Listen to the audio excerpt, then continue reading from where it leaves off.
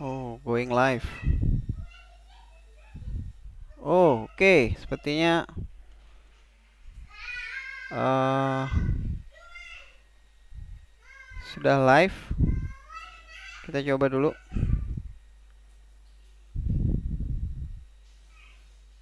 Oh, going live. Oke. Oh, oke. Sepertinya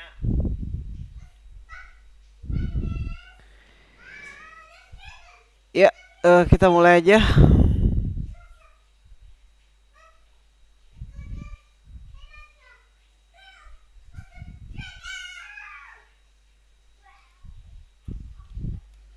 Kalau itunya ditutup, bisa tetap live nggak?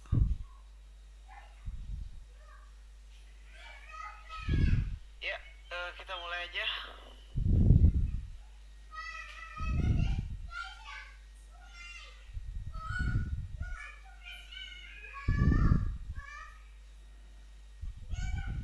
Kalau itunya ditutup, bisa tetap live. Ternyata kita sudah live. Oke, kembali lagi, berjumpa lagi dengan saya Arfan. Kali ini kita akan melakukan live coding lagi. Nggak tahu ini bisa selesai semua apa enggak untuk tema kali ini ya, yaitu built-in functions di Python. Kita akan coba semua. Jadi kita akan coba dari alfabetik aja, ikutin aja ini. Jadi dari mulai apps di sini kita coba Hello World dulu ya.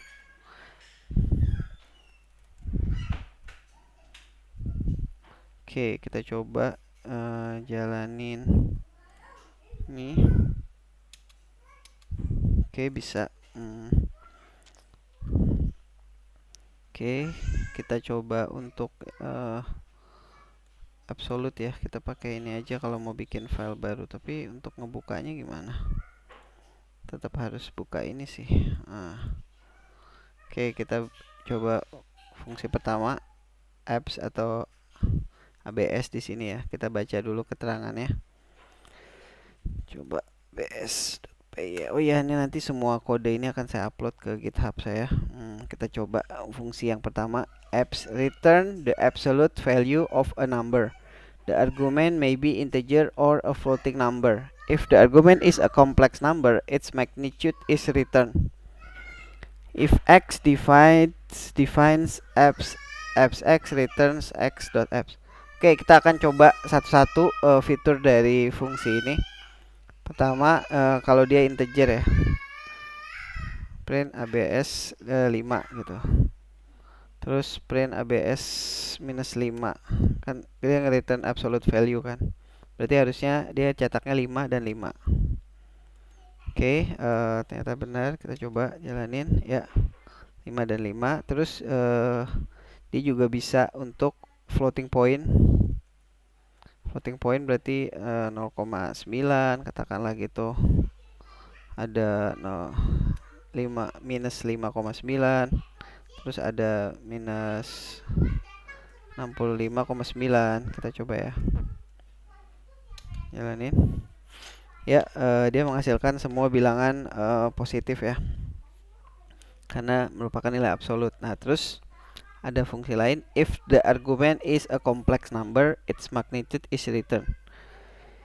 Complex number, pertama kita harus paham dulu complex number di Python gimana. Python complex numbers. Kita lihat dulu complex number, import cmath. Oh, kita kalau mau bikin complex number kompleks xy, x itu bagian realnya, y itu bagian imaginernya. Jadi misalnya katakanlah i, jangan i deh, z aja nggak apa-apa ya. Kompleks 5,3. Berarti ini kita udah bikin bilangan kompleks nih kalau ada titik komanya. Ya, mungkin ini kita harus import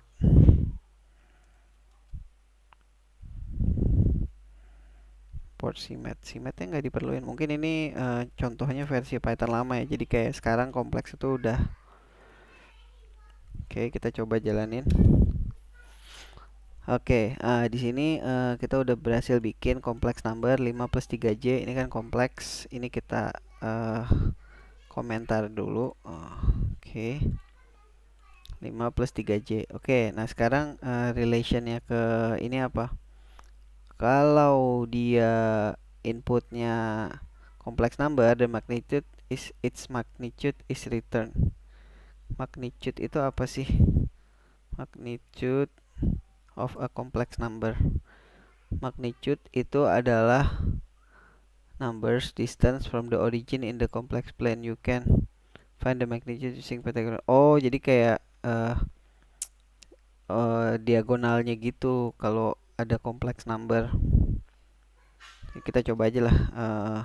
Print absolute dari Z.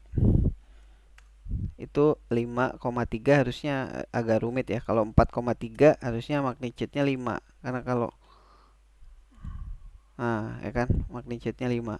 Jadi kayak Pitagoras gitu loh. Jadi kayak hipotenus ini sisi 1, ini sisi 2-nya. Nah, hipotenusnya berapa gitu. Kalau inputnya kompleks number. Ya, cukup bisa dimengerti sejauh ini. Terus if x defines apps x return x dot apps. Oh, jadi kalau kita punya kelas, misalnya ini kita komentarin dulu, nanti kita buka ya. Misalnya kelas apalah obj benda gitulah, misalnya benda, kelas benda. Terus kita defines abs. Oke. ABS self. Nah, misalnya return 7 misalnya gini ya. Misalnya kayak gini. Nah, terus kita buat B sama dengan benda. Oke. Terus nah, jadi kita manggil fungsi apps di sini. Oke. Kita ikutin pep ya. Oke, nah ini kita jalanin, berarti harusnya outputnya 7 dong. Nah, bener. Jadi kalau kita punya kelas yang mendefine fungsi abs di sini, underscore dunder ya istilahnya kalau di Python, dunder abs, berarti dia akan nge-return itu gitu. Kalau kita panggil absolute dari si B, ini contohnya kita bikin aja lagi yang lain, misalnya C. Nah, ini kita cetak abs dari C ya, sama juga nilainya 7 juga. Ya, gitu. Cukup simple sih fungsi abs ini, absolute. Kita lanjut ke yang berikutnya. Kita langsung aja lah di sini. Enggak, kita biar ketahuan yang mana yang udah, kita bisa klik dulu ya. Sekarang ada fungsi all. All iterable, return true if all elements in the iterable are true, or if the iterable is empty, equivalent to def all iterable. Oke, ini all ini kayak kita dikasih iterable ya, bisa list, bisa iterable yang lain. Dia akan true kalau semua dari elemen itu bernilai true. Kita coba aja. Ya, bernilai true. Kalau di Python kan false itu 0, array kosong, non, sama string kosong kalau salah, itu nilainya false. Nanti kita coba ya. Coba. Oke, kita coba ya. Misalnya ada fungsi built-in, terus kita kasih di sini hello. Hello ini value-nya true karena dia bukan null, bukan array kosong, bukan juga non. Nah, ini true. Dia outputnya true.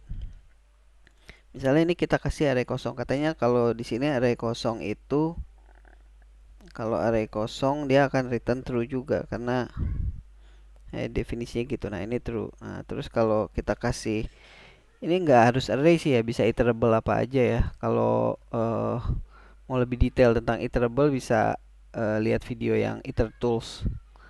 Oke, iterable misalnya di sini kita kasih false.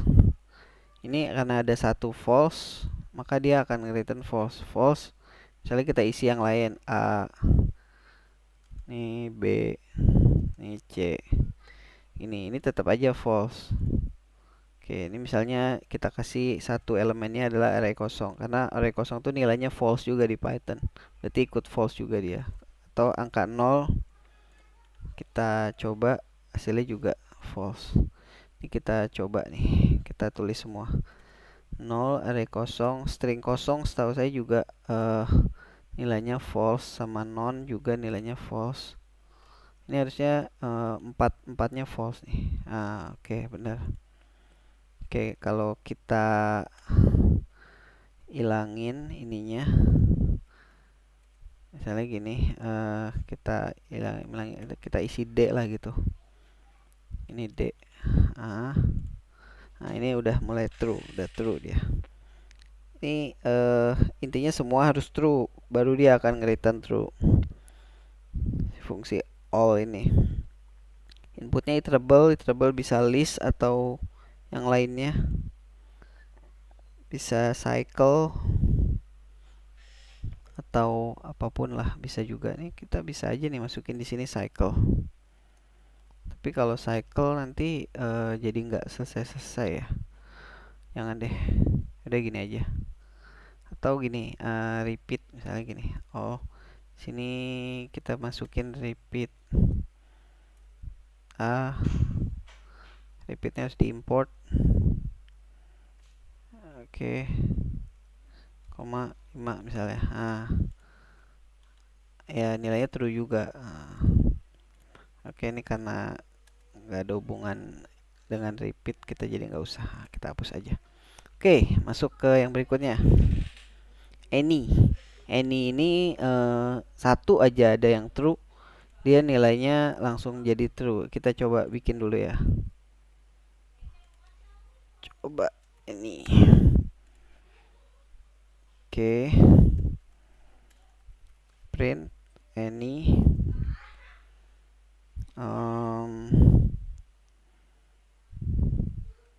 ya iterable-nya kita isi array aja lah. Ini misalnya kita udah none, ada array kosong, ada 0, ada string kosong. Nah, ini kan nilainya kan false nih kalau kayak gini nih.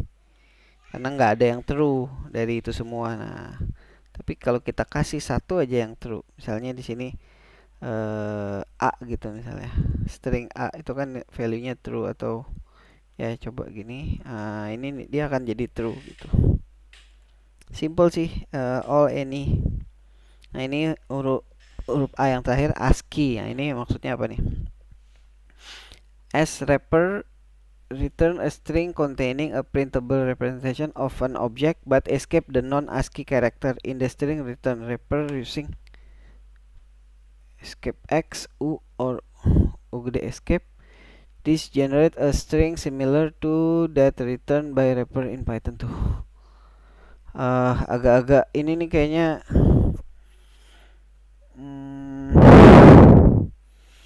aku nggak terlalu paham sama penjelasan yang ada di sini. Return a string similar of an object but escape the non-ASCII character in the string return.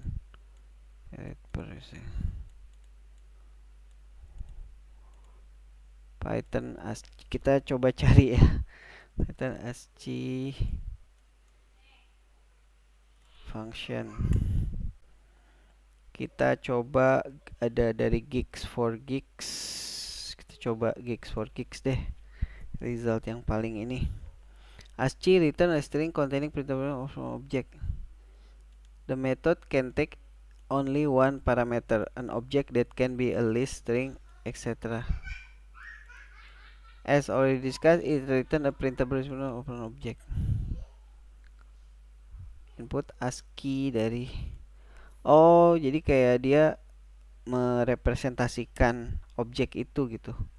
Kayak misalnya kalau dia Unicode atau apa karakter yang nggak printable sebagai ASCII, dia akan coba dulu ya. Kalau gini hasilnya apa nih? Ini ada error apa nih? No new line at end. Oh, bukan. Nggak masalah. Ini apa lagi? Nggak ada. Oke, kita coba jalanin. dia nggak nyetak apa-apa karena kita nggak ngeprint. Coba kita print ya. Oke, dia jalan, dia jadi backslash x A5. We see that in these examples, all the non-ASCII have been escaped. Their encoded code gets displayed by using ASCII method. Oke, ini di sini ada contoh yang lebih complicated. Ada string gitu.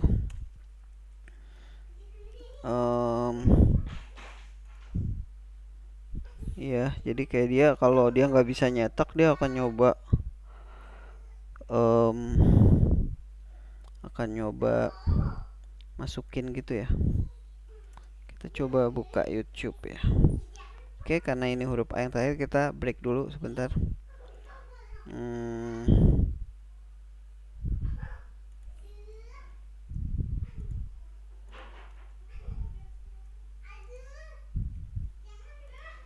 Kita break dulu sebentar ya. Saya akan posting ini di YouTube saya. Oke, kita akan coba lanjutkan yang lain ya.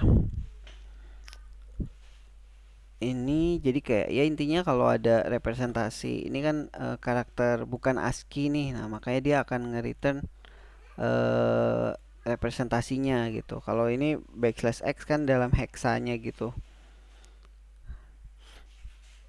Ya, sepertinya ini kadang perlu sih buat kalau kita nerima input yang bukan ASCII, soalnya kan internationalize misalnya website kita. Ada yang nulis bahasa Arab, ada yang nulis bahasa Jepang, mungkin kita perlu save itu gitu. Dan DB kita misalnya nggak support Unicode atau apa, atau kita ingin menampilkan itu di mana gitu. Oke, kita bisa lanjut. Selanjutnya ada fungsi bin x. Kita coba buat dulu bin. Convert an integer number to a binary string prefix with 0b. The result is a valid Python expression. If x is not a Python int, it has to define an index method that returns an integer. Some example. Oke. Jadi bin ini bisa nerima kelas, bisa juga nerima integer. Kalau dia nerima kelas, dia kelasnya harus ada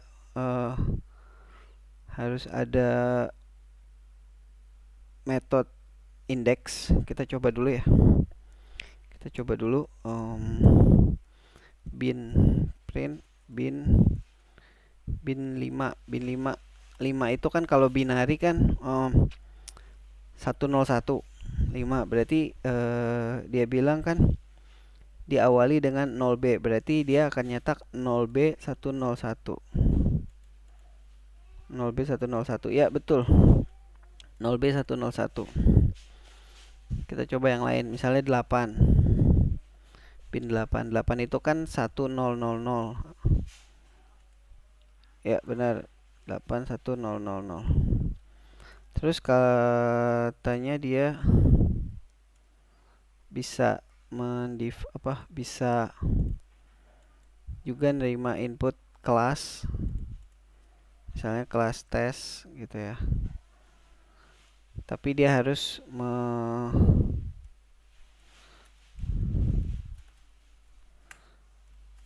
memiliki fungsi indeks. Katakanlah ya di sini kita nge-return 90. Jangan 90 deh, yang kita tahu aja.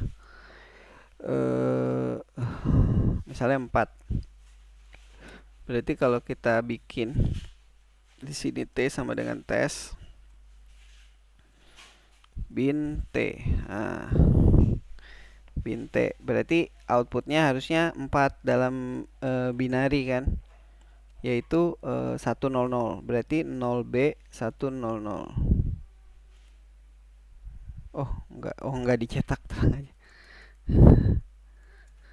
Oke, kita udah cetak. Oke, 0b 100. Oke, untuk fungsi bin sepertinya cukup jelas, tapi di sini ada uh, ada tambahan lagi di sini. Oh, di sini ada contoh dia pakai bilangan negatif ya. Kita coba juga deh. Setelah 8 kita bin 8 coba. Oh, simply dikasih dash aja di depannya minus 0b. Oke, terus ada satu contoh lagi.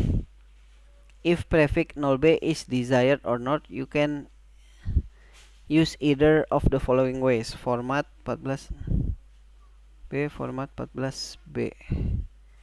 Ini maksudnya apa nih?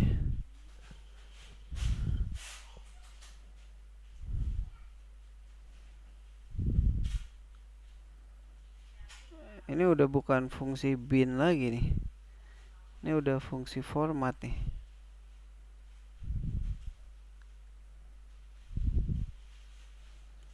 Tapi ya nggak apa-apa lah, kita coba di sini.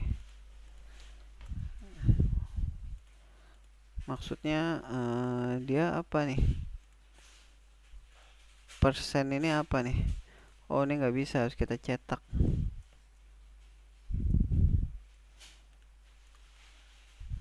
Pagar ini apa maksudnya nih? Kita bisa pakai fungsi format. Ini katakanlah kita ganti 8 ya. Ini kita nggak usah dulu. Kalau pakai B, dia akan nggak ada, jadi hilang. Tapi kalau pakai persen B, pagar B, dia jadi ada 0B-nya. Menarik ya. Jadi kayak kalau ada tanda pagar berarti dia pakai B, kalau enggak jadi ini kayak ini harusnya nih penjelasan di fungsi format sih, tapi nanti itu belum nyampe ke sana ya. Kalau yang bawahnya sama sih, cuma dia pakai konsep f string kayaknya nih. Jadi kita coba aja.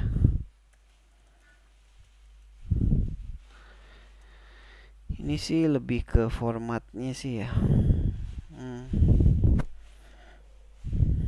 Ya, kayak fungsi bin udah cukup inilah ya. Udah cukup jelas. Walaupun saya juga bingung, mungkin ada keperluannya sih pasti untuk representasi binary dari suatu integer gitu. Oke, kita coba berikutnya yaitu bool atau boolean. Coba bool. Oke, kita coba bool di sini. Kita baca dulu. Return a boolean value, i.e. one of true or false. X is converted using the standard truth testing procedure. Waduh. Truth testing procedure. If X is false or omitted, this return false. Otherwise, it returns true. The bool class is a subclass of int. Oh, tapi kelas bool ini bukan fungsi ya. Tapi dia fungsi, tapi dia kelas bool. The bool class is a subclass. It cannot be subclass further. Its only instance are false and true. See boolean value. Ini jadi kita coba aja lah. Print bool, kalau nggak ada, dia fungsi sih. Kita bisa anggap dia fungsi aja gitu. Kalau dia nggak ada value-nya, dia akan ngasih false. Kalau nggak ada inputnya. Kalau kita kasih katakanlah A gitu, string A, berarti kan harusnya true. Oke, gini. Kalau dia kita kasih true, kita coba cari dulu truth testing ini apa maksudnya. Truth testing, truth value testing. Any object can be tested for truth value for use an if or while condition or as operand of the boolean operation below. By default, an object is considered true unless its class defines either a bool method that returns false or len 0.